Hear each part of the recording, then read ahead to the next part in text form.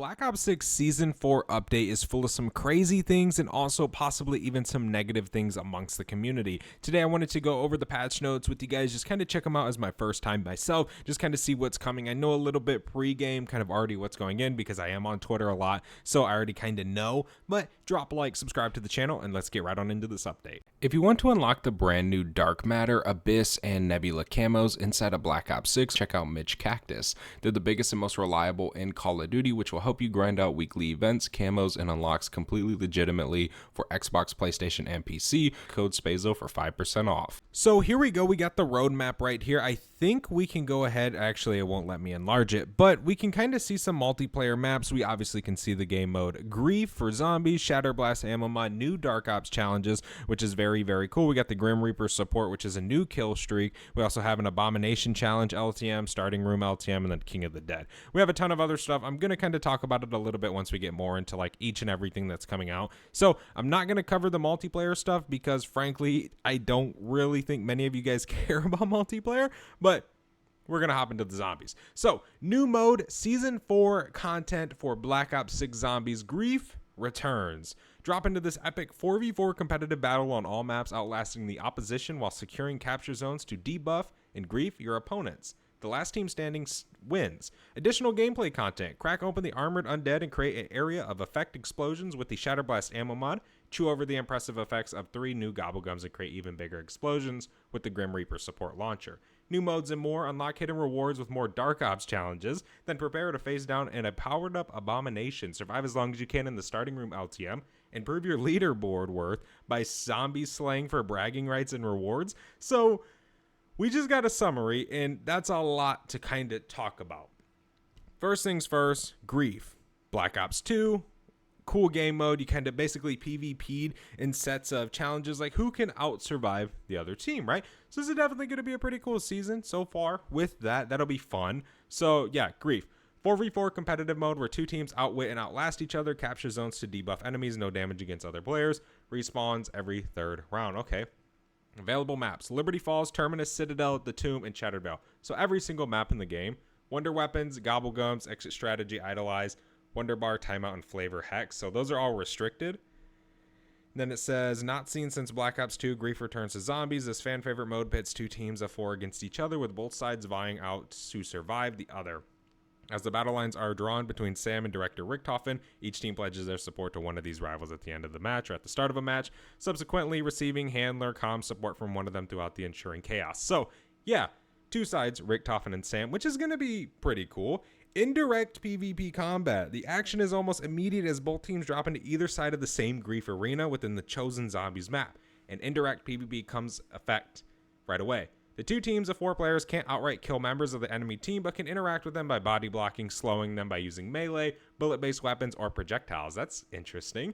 Victory conditions. The winning team is one that manages to grief their rivals into being killed or entering downstate. As long as 1 or more team members are upright, the match continues. You can see a little picture right here, kind of what the game mode's going to be. We can see Pack-a-Punch is up kind of by the cannon on Citadel.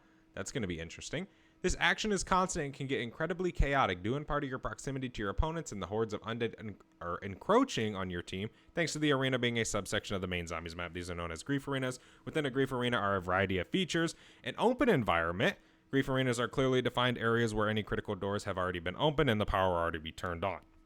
Player respawning. Any team member that are downed, provided 1 or more of their team are still alive, can be revived at any time through rival teams. Okay. Join in progress. Any player not in the game can join up until round 10 has been completed and a small grace period to orient themselves before they're swarmed by zombies. Okay. Essence and salvage. Unlike in standard playlists, salvage pickups in Grief are worth 100 salvage. Ooh. Visible to all players and can only be picked up by the first player to grab it. Wow. So it's a race for salvage now, which is definitely pretty cool. Rounds will progress faster than usual, and the amount of zombies per round has been increased to account for 8 players. Dang. These rounds are going to be long, dude. Okay. Core mechanics: the Arsenal, Pack-a-Punch machine, mystery box, crafting table, perk machines, gobblegum machine, armor wall buys, and D-Wonder Fizz are available in a Grief arena where they normally reside, or in a new location if they don't normally exist in this portion of the respective maps. Note, while the current gobblegum restrictions are in place to keep matches dynamically yet balanced, additional restrictions may be made in the future as the developers keep an eye on game balance, similar to rank play. Ooh, ranked zombies 2025. That would be badass. Capture zones appearing at a regular cadence during a match. These are smaller areas within a grief mode or a grief arena where players are required to stand and earn specific types of kills to trigger a grief on the opposing team. Okay. Plan A. Survive. Plan B. Capture zones. Keeping your team upright and focused on undead slaying for longer than your rivals is the main plan in this mode. However, there is an important secondary focus you need to plan for: capturing zones and griefing your rival team.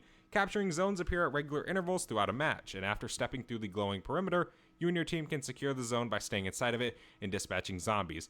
Beckon your crew into a zone to quicken the zombie slaying, and once your kill count meets the requirement, a grief is triggered on the opposition. Note that if neither team reaches this requirement within the countdown inside a capture zone, the grief is applied to both teams. So the grief is like a nerf to like your team. So you guys will basically deal like less damage with your gun if a grief is applied or something else, right? It might slow you down a little bit. So it's definitely gonna be cool. What is a grief? Weapon nerf, ammo drain, zombie ambush, weapon crow. So the rival player's weapons are randomly swapped, frozen, basically stopping the player. Grief and capture zones are introduced new score types, including capture zone kill awarded to a player who defeated a zombie type during a successful capture zone completion. Capture zone win awarded to all players on a team who successfully commandeer a capture zone. Capture zone elite kill awarded to a player who slays an elite spawned in a captured zone. Available grief arenas, 11 arenas launch. Bro, this is some in-depth game mode right here. And by the way, I want to make it clear that this is a permanent game mode. I believe it's not limited. A total of 11 different grief arenas are available in this mode. Here's a list along a brief description of the points of interest within each one. Liberty Falls Arena 1, Pump and Pay, Motor Lodge and Fuller's Liberty Lanes. Liberty Falls Arena 2, Dark Ether Church, Cemetery Hilltop. Okay. Terminus Area 1, Biolab. Terminus Area 2, Crab Island. Citadel des Morts Arena, Courtyard, Ramparts, and Entrance Hall. The Tomb, Dig Site, Mausoleum, and then Arena 2, Dark Ether Nexus. Then we have 4 for Shattered Veil. Wow. This looks like every area of the map. Garden Pond, Lower Terrace, Upper Terrace, Shem's Hedge, Motor Court, Mansion Foyer, Overlook, East Foyer, Library, West Hallways, Southwest Balcony, and Bottlery. Damn. New challenges and limited time modes. I'm actually hyped for this. I'm not going to lie.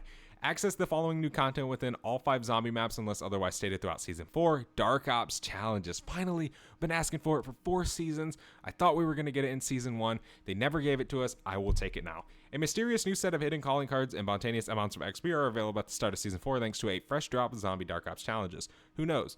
Maybe there's even one for grief. All further information is redacted. That's going to be awesome, dude, to do that. Definitely going to be a ton of videos on that. So, new LTM starting room mid-season, inspired by the starting room in the classic Moon Zombies map, dropping with up to 3 of your zombies crew into a more straightforward but challenging experience where you're locked into the first zone of a map. Raptor 1 is gone, and those undead hordes are only getting stronger, but all doors in the initial zone are locked. Survive to the highest run you can. I hope that's permanent, dude. That would be so cool. New LTM, Abomination Challenge, mid-season.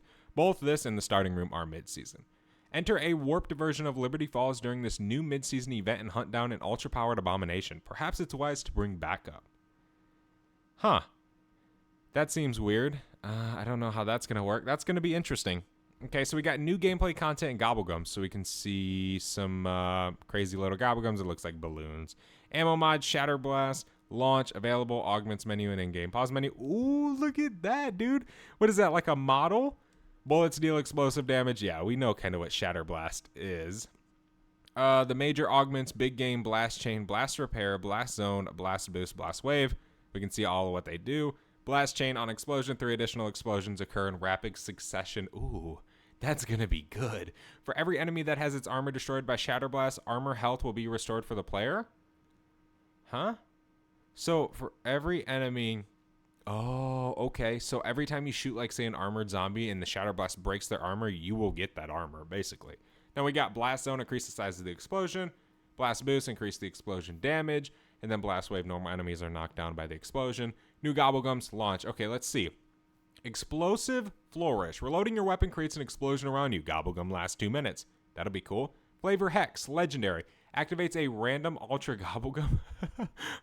What? That's cool, but I mean, I don't know. I mean, that's, whatever. Rain burps, whimsical zombies killed, belch, sparkly rainbow bubbles. Yeah, that's what we just seen right here. Okay, we can go back down. Additional support weapon, Grim Reaper. I forget what this was called, like the Helion Salvo in Black Ops 4. When I first seen this, I was like, damn, we're getting a new launcher. That's badass. But nope, it's a streak. Salvage 2K, hammer away at the crafting table and assemble a powerful semi-automatic launcher known as the Grim Reaper. I'm going to call it the Helion because that's literally what it looks like. The Helion, no, it might not be the Helion. It's the Black Ops 3 one I'm thinking of, I think. I forget which one I'm thinking of, but it looks like a launcher in a previous Call of Duty title. Zombie events, check the general section, yeah. Warzone Season 4. So we're getting a ton of stuff in Warzone as well. So I'm going to be honest, man. This does look promising, but I've said that plenty of times, and to be honest, Grieve is going to be really, really fun to do and really, really good. But I don't know, to be honest, if it's going to hold us an entire season, because if we look at this roadmap again, there is no new map. So the possible new map is going to be Season 5.